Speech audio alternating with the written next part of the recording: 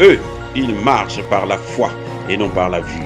Mais moi, je vous conseille vivement de marcher par la connaissance scientifique et historique, notamment celle de nos ancêtres kémites, par les cinq sens et par l'intelligence. Abou Abia.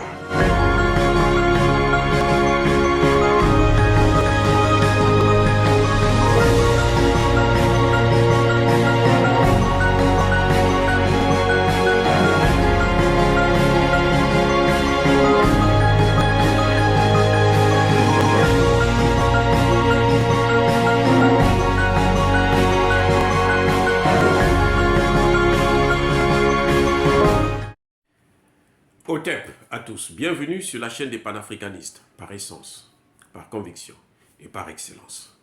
Celle des citoyens kémites par nécessité et obligation de combat.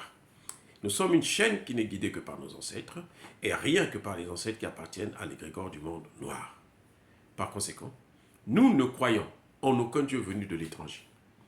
Toutefois, cette vidéo n'est aucunement destinée à inciter à la haine ou à la violence, car nous menons un combat qui est d'abord et avant tout spirituel, ensuite il est politique, géopolitique et géostratégique, contre l'impérialisme, le colonialisme, le néocolonialisme et l'endocolonat, sur la base du principe fondamental que nous avons hérité de nos ancêtres kémites, qui est celui de la Mahat, c'est-à-dire solidarité, vérité et justice. Vous êtes donc en droit de connaître la vérité, et nous avons l'obligation de vous dire la vérité et rien que la vérité, afin que justice soit rendue au continent africain. Et ça, c'est notre modeste contribution dans cette noble lutte en faveur de la souveraineté, la dignité, la solidarité et l'unité africaine. Ça, c'est exactement ce qu'on appelle le panafricanisme. Eh oui, bien-aimés frères et sœurs, nous allons parler et revenir encore une fois de plus sur le Congo démocratique, parce que la situation est grave. Vous le savez déjà, en 2 jours, 3 jours, il y a eu 15 morts, assassinés, tués par balle par les casques bleus des Nations Unies. C'est une situation grave. Sans oublier que le pays, depuis 22 ans, est occupé par 14 000 soldats des Nations Unies. La population de Goma s'est réveillée. Et maintenant, le mouvement est en train de prendre de l'ampleur, il est en train de s'étendre dans d'autres villes du Congo démocratique, surtout dans le Kivu, dans l'est du Congo. Vous savez quoi? C'est maintenant que les Américains comprennent que la situation risque d'être hors de contrôle par eux. Vous savez pourquoi? Parce que les Congolais, la population a touché là où il ne fallait pas toucher. La couverture de la communauté internationale, ou la communauté dite internationale,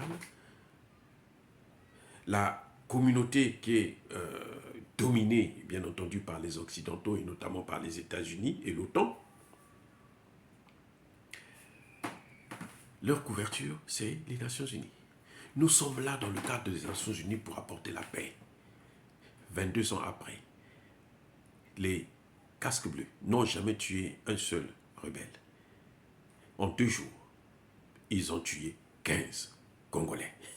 Population civile, 15 en 2 jours. Alors, comment vous expliquez ça? Les rebelles sont soutenus par le Rwanda. Et on cherche à opposer Kigali et Kinshasa. Oui, Kigali joue un très mauvais jeu, mais c'est quand même notre frère. Ah bon, je reprends. Kigali joue un très mauvais jeu. Kigali est le cheval de Troie des Occidentaux pour rentrer et piller les matières premières au Congo démocratique. Et pour que Kigali puisse avoir la possibilité de soutirer les matières premières, il faudrait qu'il y ait une force qui divertit la population, qui tue la population, qui terrorise la population, pendant qu'eux, ils sont en train de se servir. Et cette force, c'est le M22, plutôt M23. Voilà exactement ce qui se passe.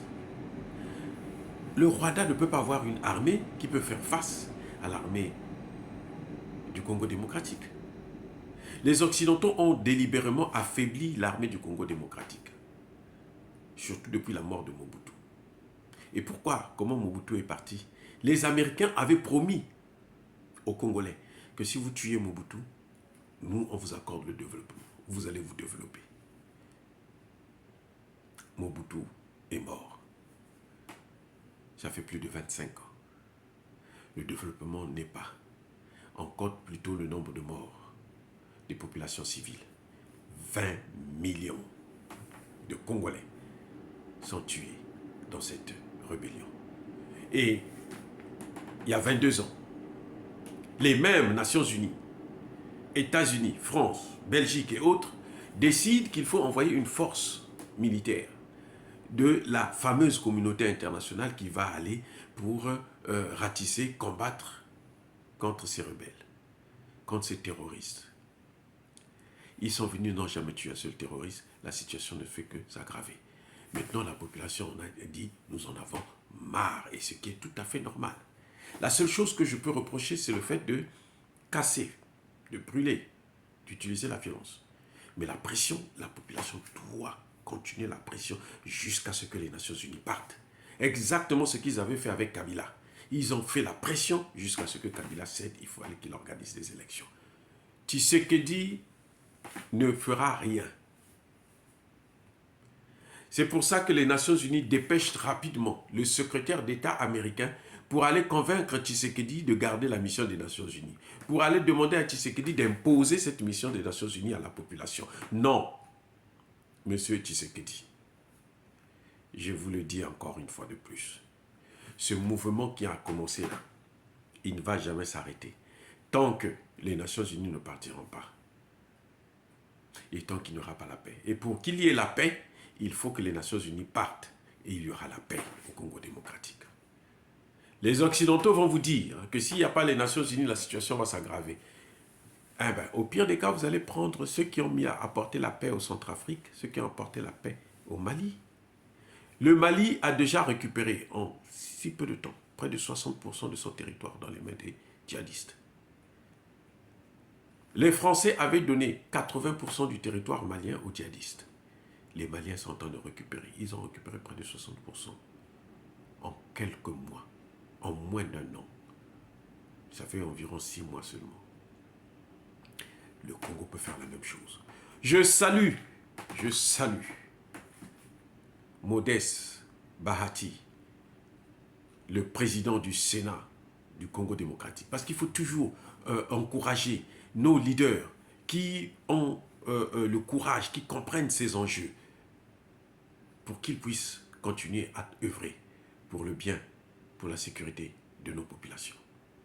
Donc je salue ce président du Sénat du Congo démocratique parce qu'il a compris. Il a compris la situation.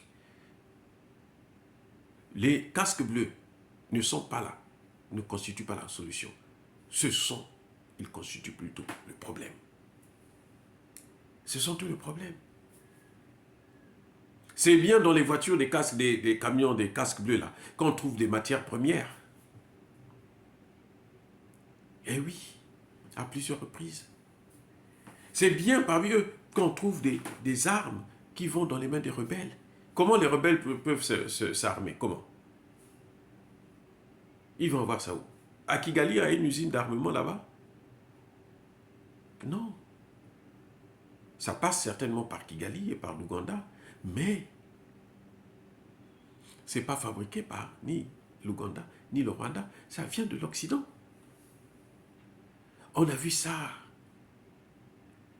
en RCA, on a vu ça au Mali. Les casques bleus, c'est ça ce qu'ils font. Alors, population, il est temps. Ne vous fiez pas au voyage ne comptez pas sur lui. Hein. Anthony Blinken vient là-bas. Ce n'est pas pour vous protéger. Ce n'est pas pour vous aider à régler le problème. Parce que s'il voulait le régler, il l'aurait réglé depuis très longtemps. Regardez ce qu'ils ont fait avec l'Ukraine. C'est parce que là, ils ont un os. Hein.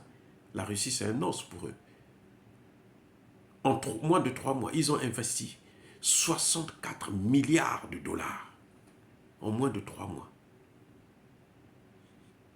au Congo démocratique, qu'est-ce qu'ils font? Ils font qu'envoyer des hommes, des militaires, qui viennent, qui vous disent, non, on n'est pas venu pour combattre, nous on est venu pour la paix, pour le maintien de la paix. Mais pour qu'il y ait maintien de la paix, il faut d'abord combattre pour avoir la paix, et puis maintenant maintenir cette paix-là. Le maintien vient après l'obtention de la paix. Le maintien ne précède pas la paix, non. Et c'est la paix qui précède le maintien de la paix. Donc s'ils voulaient régler ça, ils auraient pu régler ça. Ils auraient pu parler à Kagame depuis très longtemps. Kagame est là depuis plus de 20 ans, 25 ans par là ou 24 ans. Donc ils auraient pu lui parler pour qu'il arrête de déstabiliser le Congo démocratique. Ils ne le font pas parce que, vous savez quoi, les matières premières que Kigali vole au Congo démocratique, quand ça traverse là pour aller vers Kigali, là-bas, il y a des usines, des blancs, ce sont eux qui prennent, maintenant qui amènent en Occident ou qui transforment ça sur place. C'est ça le problème. Et c'est ces avantages-là que Kigali préserve. C'est pour ça que lui se dit, bon, moi, pour avoir toujours ces moyens, je veux continuer à faire la guerre. C'est ça l'enjeu. C'est pour ça que je condamne l'idée de Tshisekedi de demander à ce qu'il y ait une force sous-régionale des pays de l'Afrique de l'Est. C'est n'importe quoi. Il y a Kigali qui est là, il y a l'Ouganda qui est là, et il ne fait absolument rien, c'est un coup de pied dans l'eau. Tu ne vas pas demander au chat de venir assurer la sécurité des souris, protéger les souris, alors que c'est son travail, c'est lui qui les tue. Non. C'est Kigali qui fait la guerre. Et vous demandez encore une force pour laquelle Kigali va participer pour venir faire quoi? Mais pour venir aggraver les choses. Ça, c'est une idée vraiment, alors je ne sais pas. Fait venir au moins les pays de l'Afrique centrale, oui, parce que bon, apparemment, le Congo, le Cameroun et autres ne font pas partie des déstabilisateurs de la sous-région, du pays. Ça se comprend. Mais si tu vas chercher les pays d'Afrique de l'Est, où il y a le Rwanda, il y a l'Ouganda, même le Kenya, vous savez quoi? Pour mettre en place cette force-là, le Kenya va demander des conseils à Kagame. Mais ça dit que, vous voyez, comment on se moque de nous? Demander des conseils.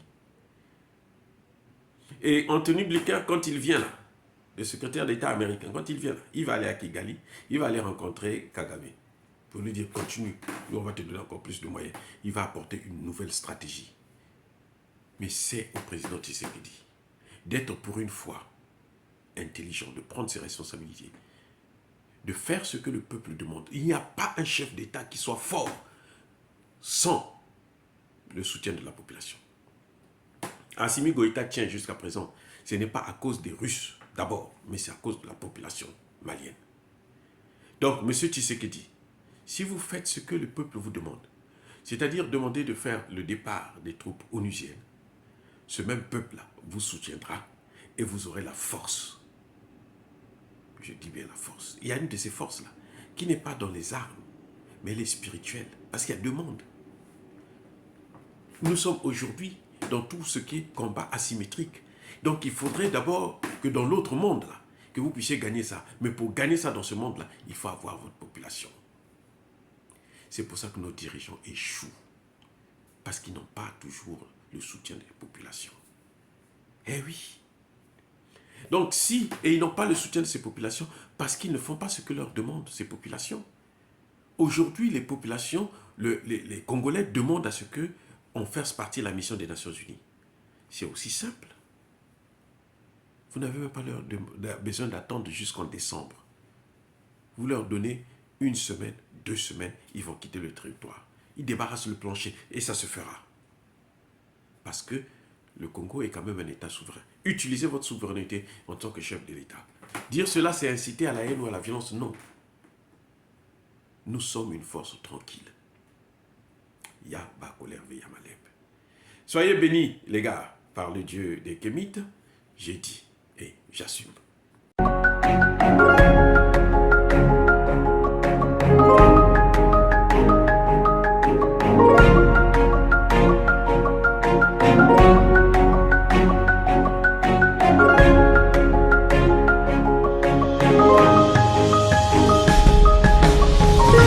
Bien-aimés frères et sœurs, vous connaîtrez la vérité et la vérité vous affranchira. Ça, c'est pas moi qui le dis, c'est la Bible qui le dit. Mais moi, je vous dis mieux.